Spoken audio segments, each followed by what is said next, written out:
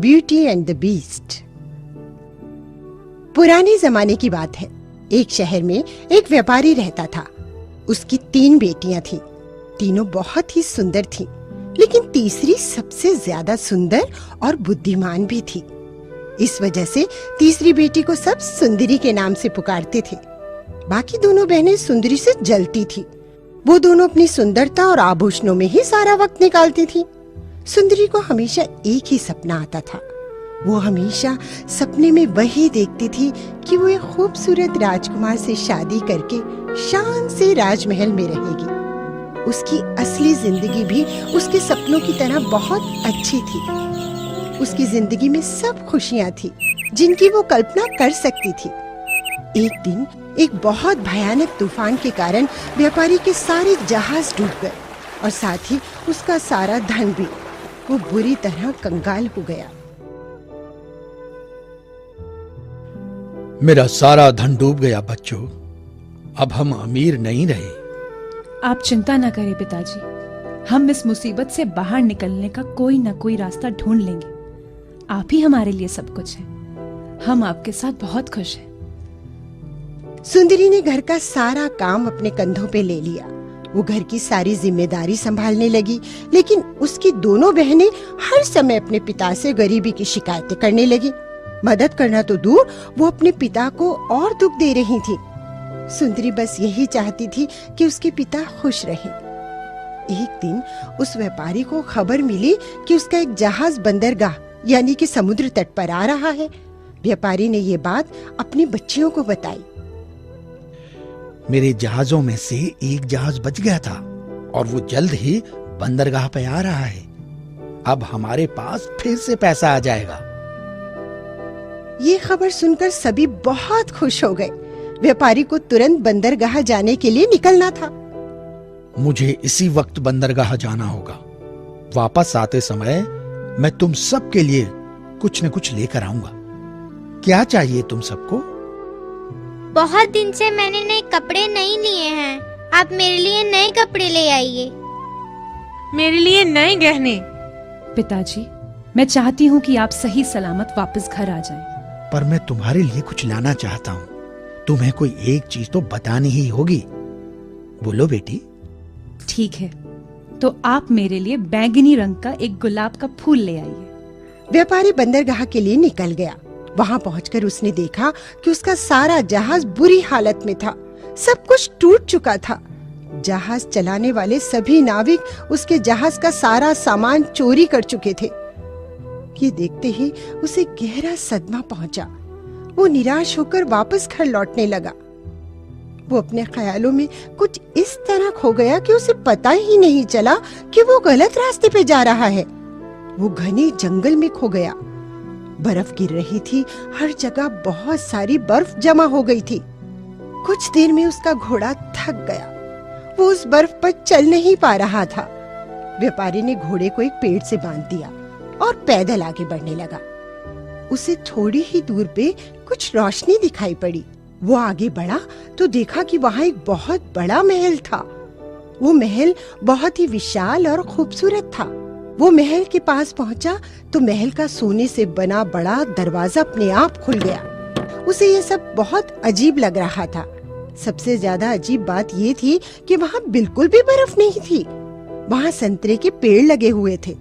व्यापारी ने महल के अंदर जाने की सोची। ये महल कितना सुंदर है। व्यापारी महल के अंदर बड़े से दरबार में आ गया। अंदर कोई नहीं था। वहां बस एक मेज पर दावत सजी हुई थी। खाने के ताजे और स्वादिष्ट पदार्थ वहां रखे हुए थे। उसने कुछ देर इंतजार करने की सोची। काफी समय तक इंतजार करने के बाद भी जब वहां कोई नहीं आया, उसने आवाज लगाई, लेकिन वहां फिर कोई नहीं आया। क्या यहाँ कोई है? अब और कितना इंतजार करूं? लगता है कोई नहीं आएगा। ये खाना बहुत ही स्वादिष्ट लग रहा है। मुझे भूख भी लगी है। पता नहीं फिर कब खाने को मिले। मैं ये खाना खा ही लेता हूँ। जो भी यहाँ आएगा मैं उसे बाद में शुक्रिया अदा कर दूंगा। उसने जल्दी ही सारा खाना खत्म कर लिया। खाना खाकर वो सीढ़ियों से ऊपर गया। ऊपर उसने एक दरवाजा खोला। अंदर बहुत ही मुलायम बिस्तर सजा हुआ था। उसे अपने भाग्य पे यकीन नहीं हो रहा था। वो जल्दी ही थका होने की वजह से वहां गहरी नींद में सो गया। वो इतनी गहरी नींद में सोया कि उसकी आंख सीधे अगली सुबह ही खुली। जब वो उठा तो उसने देखा कि वहां नए कपड़े रखे हुए थे। वो कपड़े उसके ही नाप के थे। उसने अपने कपड़े बदले और तैयार होकर नीचे आ गया। नीचे उसी मेज पर नाश्ता तैयार रखा हुआ था। सब कुछ उसकी पसंद का था। दूध, ताजा जूस, ब्रेड। उसने पेट भर के नाश्ता किया और अपने घर वापसी की सोची। आप जो भी हैं, आपने मेरी बहुत मदद की है। बहुत बहुत धन्यवाद आपका। मैं अब जा रहा हूँ। व्यापारी महल से बाहर आ गया। बाहर आकर उसने देखा तो हर जगह गुलाब के फूल थे। उसे सुंदरी की बहुत याद आ गई। वो बैंगनी गुलाब ढूंढने लगा, लेकिन वहाँ बैंगनी गुलाब नहीं थे, वहाँ बस लाल गुलाब ही थे। उसने अपनी बेटी के लिए लाल गुलाब ही ले जाने का तय किया। उसने बाग से एक गुलाब तोड़ लिया, लेकिन गुलाब का एक फूल तोड़ते ही वहाँ किसी के गुर्राने की आवाज आई। व्यापारी पीछे मुड़ा तो उसने देखा कि वहाँ एक बहुत बड़ा और डरावना राक्षस खड़ा था। राक्षस की आंखें खून की तरह लाल थीं। उसके बड़े दांत और नाखून तलवार की तरह तेज और नुकीले। तुम्हारी हिम्मत कैसे हुई मेरे बाग से गुलाब तोड़ने की? मैं तुम्हें अपने महल में पनाह दी, खाना दिया, सोने के लिए बिस्तर दिया, और तुमने क्या किया? क्या इसी तरह किसी के आभार को चुकाया जाता है? देखो, तुमने बहुत बड़ी गलती की है। तुम्हें इसकी सजा जरूर मिलेगी। नहीं, मुझे माफ कर दीजिए। मैं तो अपनी बेटी के लिए एक गुलाब ले जा रहा था। आपने मुझ पर बहुत दया दिखाई है। मुझे माफ कर दीजिए। क्या कहा तुमने? बेटी के लिए? ठीक है, तुम्हें मेरी एक शर्त माननी होगी। अगर तुमने मेरी शर्त मानी तो मैं तुम्हें छोड़ दूंगा। कैसी शर्त? मेरी 3 बेटियां मेरा इंतजार कर रही हैं। मैं आपके लिए कुछ भी करने को तैयार हूँ। बोलिए, क्या शर्त है आपकी? ओह, 3 बेटियां। ठीक है, तुम्हें अपनी एक बेटी को यहाँ महल में लाना होगा। वो मेरे साथ यहाँ रहेगी। उसके बदले में तुम आजाद होकर जा सकते हो। मुझे मंजूर है। मेरी एक बेटी यहाँ आने को जरूर तैयार हो जाएगी। बहुत अच्छा। मैं तुम्हें अपना सबसे तेज घोड़ा दूंगा। तुम्हारे पास 1 महीने का समय है। 1 महीने में तुम्हारी एक बेटी अपनी मर्जी से यहाँ आनी चाहिए। अगर वो अपनी मर्जी से नहीं आई तो मैं उसे स्वीकार नहीं करूंगा। और अगर 1 महीने में तुम उसे लेकर नहीं आए, मैं खुद तुम्हें ढूंढने आऊंगा और तुम्हें मार दूंगा। व्यापारी ने उस समय अपनी जान बचाने के चक्कर में बिना सोचे उसकी शर्तें मान ली। वो जानता था कि उसकी कोई भी बेटी वहां नहीं जाना चाहेगी। वो राक्षस के दिए घोड़े पे बैठा और वहां से चला गया। घोड़ा बहुत तेजी से दौड़ा और जल्दी ही व्यापारी के घर पहुंच गया। व्यापारी बहुत ही लाचार महसूस कर रहा था। घर पहुंचते ही उसकी बेटियां उससे अपने उपहार मांगने लगी। उसने सुंदरी के लिए लाया हुआ गुलाब उसे दे दिया। ये लो सुंदरी, तुम्हारा गुलाब। मैं तुम दोनों के उपहार नहीं ला सका, और ये गुलाब भी मुझे बहुत महंगा पड़ा है। उसने अपनी बेटियों को सारी कहानी बताई। किस तरह उसके जहाज का सारा सामान चोरी हो गया था, किस तरह वो महल में पहुंचा और उस राक्षस से मिला। उसने राक्षस की शर्त भी उन्हें बताई। ये सुनते ही दोनों बहनें सुंदरी को दोष देने लगी कि उसकी अजीब इच्छा की वजह से ही ऐसा हुआ है। क्या तुम कोई समझदारी की वस्तु नहीं मांग सकती थी? तुम्हें हमेशा कुछ अलग ही चाहिए होता है। हाँ, ये मेरी ही गलती है और इस गलती की सजा भी मुझे ही मिलनी चाहिए। मुझे माफ कर दीजिए पिताजी, आपको मेरी वजह से इतनी तकलीफ हुई। मैं जाऊंगी उस राक्षस के पास। नहीं सुंदरी, ऐसा मत कहो। नहीं पिताजी, ये सब मेरी वजह से हुआ है। मैं वहां जरूर जाऊंगी। सुंदरी उस राक्षस के भेजे हुए घोड़े पे बैठ गई। उसके पिताजी ने उसे बहुत समझाया, लेकिन उसने अपना फैसला नहीं बदला। अब तक रात हो गई थी। घोड़े के पंख निकल आए थे। वो उड़ते हुए जंगल के ऊपर से गुजर रहे थे। पूरा जंगल रोशन हो चुका था। जमीन पे तारे टिमटिमा रहे थे। ऐसा लग रहा था जैसे उनके स्वागत के लिए जंगल को सजा दिया हो। जल्दी ही वो संतरे के पेड़ों वाले रास्ते पे आ गए। महल भी रात की रोशनी में चमक रहा था। बहुत खूबसूरत नजारा था। उनके वहां पहुंचते ही महल का दरवाजा अपने आप खुल गया। महल के अंदर हॉल में खाने की मेज सजी हुई थी। पास ही आग भी जल रही थी। लंबे सफर के बाद दोनों काफी थक चुके थे और भूखे भी थे। दोनों ने खाना खाना शुरू किया। कुछ ही देर में वो राक्षस वहां आ गया। उसे देखते ही सुंदरी बहुत घबरा गई। सुंदरी, क्या तुम यहाँ अपनी मर्जी से आई हो? नमस्ते स्वामी। हाँ, मैं यहाँ अपनी मर्जी से आई हूँ। क्या तुम अपने पिता के बिना यहाँ मेरे साथ खुशी से रहोगी? हाँ। मेरी शर्त पूरी करने के लिए धन्यवाद। तुम अपने घोड़े के पास जाओ। उस पर सोने से भरे 2 ट्रंक लाद दिए गए हैं। उतना सोना तुम्हारी बेटियों और तुम्हारे लिए काफी होगा। अब तुम जा सकते हो। अलविदा मेरी बेटी, मुझे तुम्हारी बहुत याद आएगी मेरी बच्ची। मुझे भी आपकी बहुत याद आएगी पिताजी। व्यापारी घोड़े पे बैठा और वहां से निकल गया। राक्षस ने सुंदरी से आराम करने को कहा। सुंदरी ने उसकी बात मान ली और ऊपर के कमरे में जाकर सो गई। अगले दिन सुबह वो उठी तो उसके कमरे में हर वो चीज थी जिसकी उसे जरूरत हो सकती थी। नए कपड़े, गहने इत्यादि। वो तैयार होकर नीचे आई तो खाने की मेज तैयार थी। उसने पेट भर खाना खाया और खिड़की के पास पड़े सोफे पे आकर बैठ गई।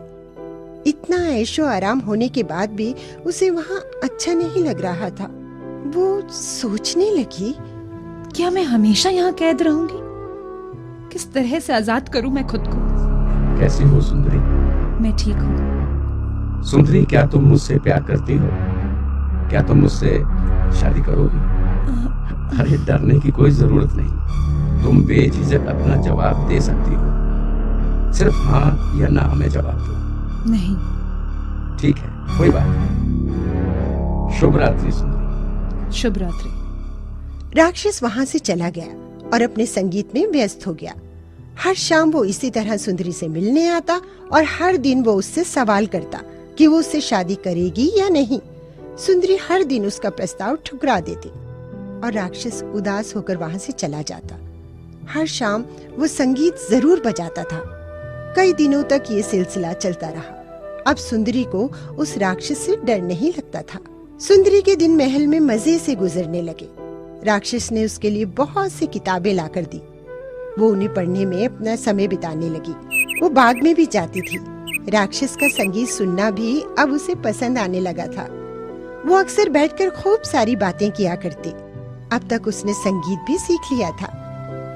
बहुत से दिन गुजर गए और सुंदरी को कुछ भी तकलीफ नहीं हुई। राक्षस बहुत ही दयालु था। उसने सुंदरी को कभी भी परेशान नहीं किया था। फिर एक दिन उसे अपने पिता और बहनों की याद आने लगी। वो उनसे मिलने के लिए तरसने लगी। उसकी याद में वो बहुत उदास रहने लगी। एक दिन राक्षस ने उसकी उदासी का कारण उससे पूछा। मुझे मेरे परिवार की बहुत याद आ रही है। मैं अपने पिताजी से मिलना चाहती, एक बार उन्हें देखना चाहती। मुझे बस कुछ दिन के लिए मेरे घर जाने दो। मैं वादा करती हूँ कि मैं 7 दिनों में वापस आ जाऊंगी। तुम मुझसे भागना चाहती हो? ये सब इसलिए ना कि तुम मुझसे नफरत करती हो? नहीं नहीं, ऐसी बात नहीं है। मैं आपसे नफरत नहीं करती। मुझे भी आपसे दूर जाने में बहुत दुख होगा। मैं वादा करती हूँ, मैं जल्दी और जरूर वापस आ जाऊंगी। मैं तुम्हारी बात मानता हूँ, लेकिन अगर तुम वापस नहीं आई तो मेरी जान भी जा सकती है। ये बात याद रखना। तुम समय पर वापस आ जाना। नहीं नहीं, आप ऐसी बातें मत करिए। मैं ऐसा कुछ भी होने नहीं दूंगी। मैं जरूर वापस आऊंगी। उनसे मिलते ही मैं वापस लौट आऊंगी। ठीक है, वहां जाने में तुम्हें कोई तकलीफ नहीं होगी। इस अंगूठी को पहनकर सो जाओ। सुबह उठोगी तो तुम अपने परिवार के सामने हो। डरना मत। अब जाओ और सो जाओ। राक्षस उदास होकर वहां से चला गया। उसके जाते ही सुंदरी जल्दी से अंगूठी पहनकर सो गई। अगली सुबह वो उठी तो उसने अपने आप को खुद के घर में अपने बिस्तर पर पाया। उसे अचानक वहाँ देखकर उसकी बहनें आश्चर्यचकित हो गईं। सुंदरी अपने पिता से मिली। दोनों गले मिलकर रोने लगे। सुंदरी ने उन्हें राक्षस के स्वभाव के बारे में बताया। राक्षस के बारे में ये सब जानकर उसके पिता ने उससे कहा, सुंदरी, वो राक्षस बहुत ही अच्छा है। उसने तुम्हारे लिए बहुत कुछ किया है। देखो, वो भले ही दिखने में डरावना हो, लेकिन उसका मन बहुत साफ है। मुझे लगता है कि उसके सूरत पे न जाकर तुम्हें उसकी इच्छा पूरी कर देनी चाहिए।